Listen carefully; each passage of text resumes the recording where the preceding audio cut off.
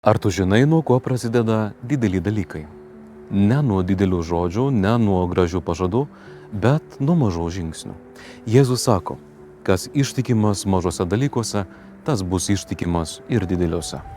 Maži darbai atskleidžia tavo širdį, ar esi patikimas, ar gali būti atsakingas už kažką daugiau.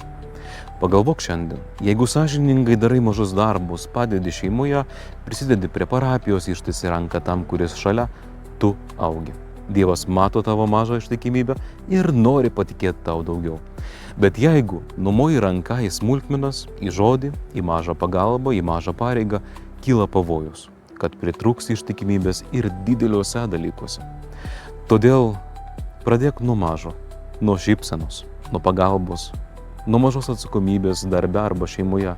Ištikimybė mažame atveria duris į didelius Dievo darbus ir šeimoje, ir bendruomenėje, ir tavo gyvenime. Palaimintos tau dienos.